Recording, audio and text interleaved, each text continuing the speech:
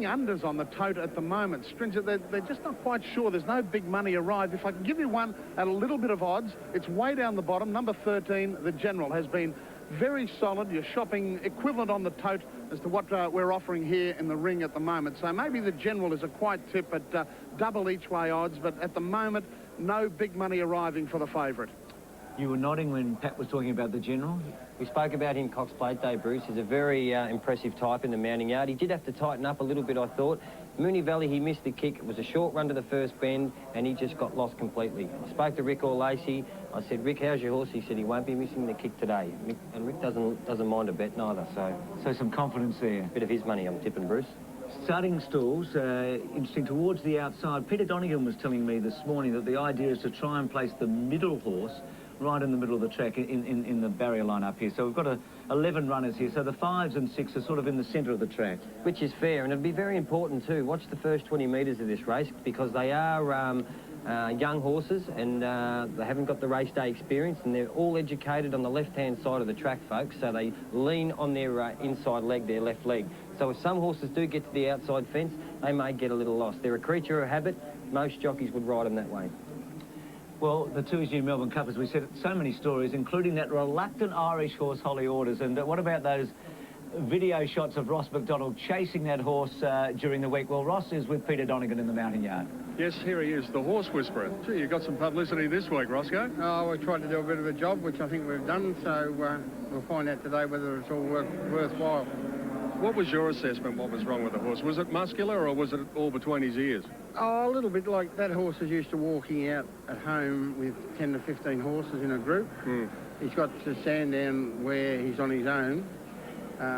It's totally different, big wide open space, and the horse has just panicked a bit. And he's learnt that he could jack up with the girl and get away with it, and, you know, it's hard to do, and I think there's that much pressure around, and I think it changed his mind, but we did in the end.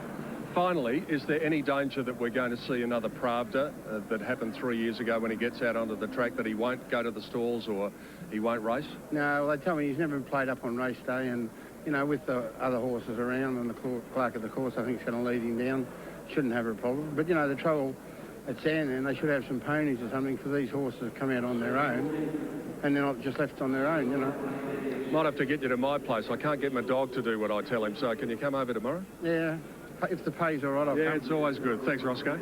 Ross McDonald, who's trained so many great horses, mares mainly, with Tristark and Courtser, and also in Bazira Caulfield Cup winners left, right and centre. Outstanding horseman. He reminds me of the 3 little piggies, this horse. One went to the market, one wanted to stay home like he did, but I wonder if he'll get the roast beef today, though, Bruce.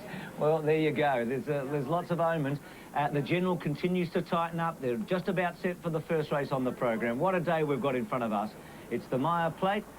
It's also a nerve-wracking day for trainers, jockeys, and for race broadcasters, and we wish Greg Miles from Sky Channel the best for a great day of calling as he joins us. Line taking good shape. Tantat Spur has linked in. There's a white cap on split seconds rider Craig Newitt to distinguish it from this one, Declary, who's about to come along and take the outside barrier, which will complete the line-up because Danneman has gone up into the stalls. The outside gate to be taken up by one of the Ricky Maund runners. Split second for Craig Newitt with a white cap, so they've drawn both towards the outside. Stringent is the favourite. Many chances in the betting behind it, including Endless Odyssey and Portland Coup. Telly Print, they're all in, they're ready to run. Racing now. Cup Day's underway, and Stringent began fast towards the inside in company with Portland Coup. Out in a hurry, Tantat Spur and Kiltiernan up the middle is showing some dash, and the General is in behind them. Teleprint also, and they were followed by Endless Odyssey, moving up to be better than midfield, and they were trailed further back then by split second. Votterton's got a good way back in the jump as they come along to the 600-metre mark, and back behind those horses, Declary out wide, and Danneman's under the whip in one of the last. Joining the course proper at the 500 metres, Kiltien and outside Portland Coup. Lead out by 2 lengths now to Tantat, Spur and Stringent right behind the leading bunch. Look to travel okay. Endless Odyssey wider out, putting in a run. And then Split Second, who's coming home well in the white cap. And the General's going for a run between horses. They come to the 200 metres now. Tantat, Spur gets up to Stringent for the General, getting a split. Portland Coup laying out badly, hampered Stringent. Portland Cou's just in front from Tantat, Spur. He's green, Portland Coup, but he's got there. Portland Coup from Tantat, Spur, and the General's run third, but the winner's been all over the track. Just behind these Declaree made ground, and they were followed closely by Telly Prince. Stringent got knocked over, and back behind them, Split Second, Volatant, Endless Odyssey, Kiltien, and dropped out, and Danneman was last of all. Well, we'll have to wait here because there could be an objection. 11-9-13. You saw the dividends up there, 58-7 the time. But the horse to watch here is the General and also Portland Coup. Portland Coup leading at this stage, and the General trying to get through. Now, this is the General. He was just trying to get a run, and here's Portland Coup. And you'll see even from the side on that Portland Coup runs out. Tantat, Spur also trying to get them. Right here, Simon, the General looks the winner. He does, Bruce, and he just shies. I don't know whether it's from the signs on the inside of the track, but he runs out severely. Stringent copped it too. He copped a bad check, which and made him finish well down the track. But you'll watch the orange horses here, Rick or Lacey, of course, the General getting through the middle of them. And you see Portland Coup and the red cap coming out. Ooh, hits Stringent, which turns his hindquarters out. And he's got a bad habit there. That happened in about 4 or 5 strides. Third horse will definitely protest. I don't know whether he'll against the winner. I don't know whether you'll watch... Well, let's have another look. Now, Portland Coup on the inside in the Haynes colours, the Stringent in the middle, and now the General. There's not a lot of room already. Trying to get through. He's trying to force his way through here. Now, the General's caused some interference there with Stringent, but here's where Portland Cou's run out, and the General, geez, all over the shop there is Nash Rawilla, and, well... Stringent held his ground there too, Bruce, so he's okay. He's okay, but the winner will definitely lose it on protest because he just shifts out too dramatically. So Stringent's knocked into Portland Coup, and Portland Cou's run out. So whether that was the main reason for Portland Coup running out. What about Danny Nikolic on Stringent there? I mean, what sort of a day? He must have wished he'd never got out of bed today. He's been flattened there and mummifies out. But look, they're going to want to look at the video. The jockeys will certainly look at the video here. No doubt. If third against first is the protest and is upheld, the second horse then gets the race. So that's the deal. Right. Yep. Good work. At the moment, Portland Coup, John Hawkes, who's had a fantastic run with his 2-year-olds this year, with Darren Gauci, the jockey, is the winner of this race. But let's see, welcome today on Banjo. Yes, hello, Bruce. How are you? You've won a couple of these cups. You're one of the great Melbourne Cup riders. You're with Darren Gauci, and the last 100 metres, well, that was dramatic. Yes, Darren, the last 100 metres, the horse was a bit green. Well, he didn't have much control, Johnny. He wanted to go right towards the outside of the track. I'm sure if I was able to ride him out in a normal manner, he would have won by 2 or 3 lengths easily. Yeah, Darren, just tell the people, when you come onto the course proper and you race down there, you go into a lot of people, don't you? A lot of crowd of people. And some horses can handle it, some can't. Well, that's right. It's a bit Davey occasion, the crowd a bit rowdy, and of course it's they're only young horses, Johnny, as you know. First start, and you can expect them to do that a little bit, can't you? Yes, we can, yes. But it looks like he's got a good future, this horse. He's got a nice future. Like I said, he would have won a lot easier if he'd have went straighter.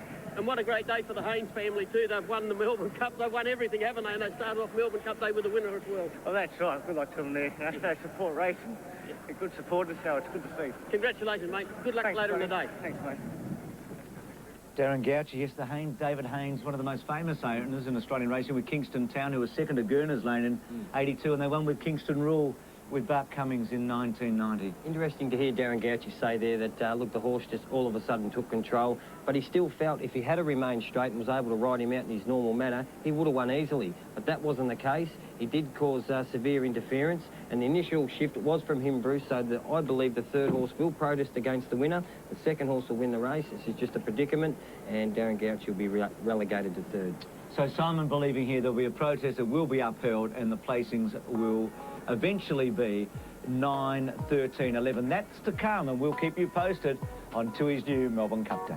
Here, so going to the steward's room and an objection against Des. Portland Coup being declared the winner on the grounds of released interference over the concluding stages. the margin between the two horses was a short neck by a half head. Nashua and Mr. O'Lacey have viewed the patrol video and the sidearm video. We'll view the videos together and then get your submissions in respect of the objections.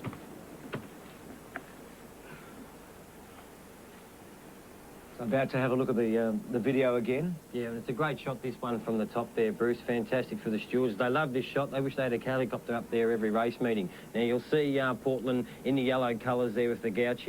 He's just wanting to run out. Stringent's the horse in the navy blue colours. Pushes Stringent out onto the general, which is Nashua Willa. Now, Brett Preble's horse out there in the blue with the yellow spots doesn't really shift at all. That's why he hasn't protested. So, Nash really... You can see Portland coming out again onto the general, and he's got no running whatsoever. Shifts about 3 to 4 horses. Remember, it's only a half head of neck into the difference. We're just lucky Danny Nicholik stands up there. I don't know how he stood up. He was probably too close inside Portland's heels there, but very lucky. I think Nash will be very confident that he'll win the protest here.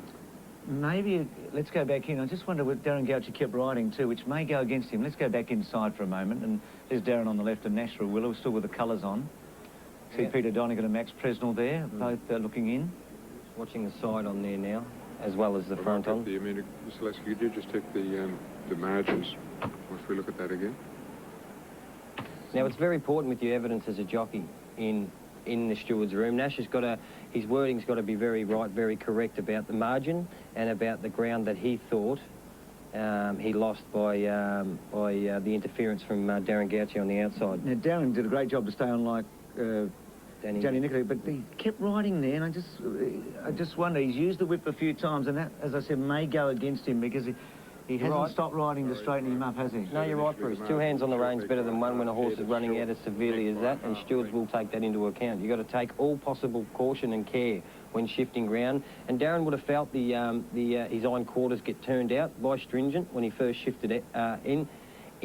So he's got to show all care. 2 hands on the rein are better than one, so that'll play a big part. Nash being smart and being in the steward's room with a bit of experience beforehand too will notice that. And you can see him riding fully hands and heels there. He didn't really have much room to pull the shillelagh.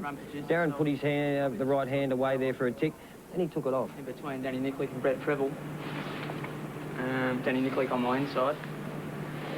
And as I probably made good ground and got up to a length in between Danny and Brett, I noticed Darren Goucher's mount start to shift out with him under pressure, and that's taken Danny's mount out onto my hindquarters.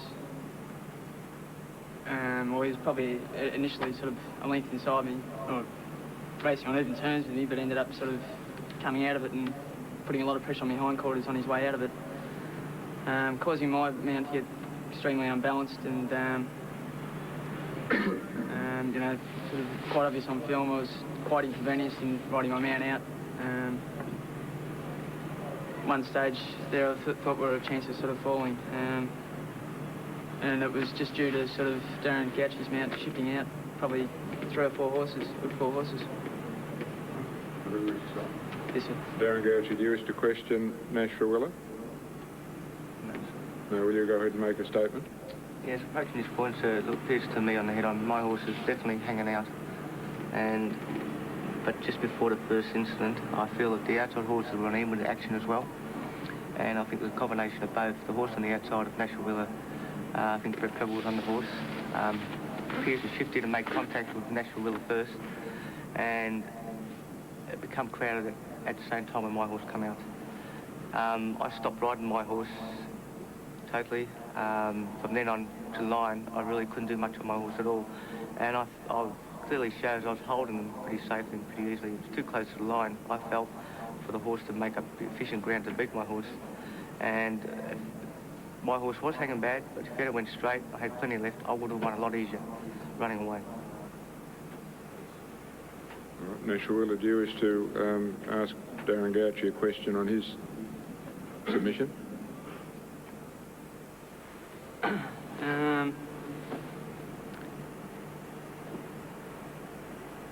Yeah, I've just sort of, Darren sort of said he hasn't sort of rode his man out at all, but like he was riding it quite hard. I just think, Nash, if you look at the film, I'm not riding him hard at all. I've just waved the whip at him. Basically, I had one hand trying to hang on, trying to keep him straight, and approaching the winning post, I was actually literally stopping the horse, trying to keep him straight. I had my whip just over the right side, over his eye, not contacting his eye, but just over there so he could see my whip, to try and guide the horse straight. My horse won, like I said, with pretty much ease, and over the concluding stage. Yeah. Is it fair to say that at this stage that the main damage is already done? By the time Sure, yeah, but I do believe that the horse outside you has moved you in as well, which has contributed. Yes, sir. Just on relation to that, the point that Darren Gouchy made in respect to Brett Preble's mount, do you have a view on that? I believe there's a slight shift from Brett Preble's mount, probably a good 50 yards before the interferences began. If anything, when Brett has shifted in a little bit as interferences happen, is when I've made pressure on his hindquarters. Mr. Lacey, any questions of either rider or any submissions? Just one brief comment. It doesn't really matter, Darren, with respect to how well your horse or how far it might have won by had it not been hanging. The fact is it was, and it interfered with our horse. But I have no other comment to make. Mr. Hawkes, any questions or comments? Yes, sir. The first part, there is a bit of interference, but when Brett Preble's horse actually came in hard on our horse, and that's what ended up making our horse turn sideways, National Willer said that he thought he was going to work into the race. I think it'd be on the transcript there exactly what he said, but he thought he was a chance of winning. I mean, how far, can I ask Darren Gouchy, how far does he honestly think our horse would have gone, going straight? How far would the horse have won by? Irrelevant. Well, just in respect of that, as Mr. Lacey said, that's not really relevant, is it? The stewards will have to make a determination on whether interference occurred and whether that interference was greater than the margin. Not whether, if your horse had a run straight and not caused interference, whether it would have run. That's hypothetical, isn't it? Certainly. But everything's hypothetical. No, not necessarily. We're dealing with facts. All right. Any further submission? Any questions from the steward? The margin, as I said, is between the horses a short neck by a half length, and if you wait outside, we'll give consideration to the objection. I think Rick Lacey did a lot of good for the General's chances there. He really made a very short but important point there with the General. So let's see what happens, and there's the interference once again. So you've heard all the evidence. We've seen it a number of times. It's pretty graphic, and Danny Nikolic was involved in that, and he'll be joining us pretty shortly. We'll keep you posted. With Lee. Peter, what's happened? Peter Donegan. Des Gleeson went a very lengthy with the interference involving 3, 4, sometimes 5 horses, but the upshot is that the protest has been upheld, so Tantat Spur is now the winner. The General is in second placing, and the previous winner of the race, number 11, Portland Coup, is third. So the placings are now 9, 13 and 11. I spoke to Des Gleeson before the first, Bruce, and I said, I hope you have a nice quiet day. I think I'll put the moz on him. Well, he's had a sensational day in many ways. We don't get many protests on Cup Day, certainly in the Cup. So there's 9, 13, 11. It's as you predicted, Simon. 880, 250, 410, 250.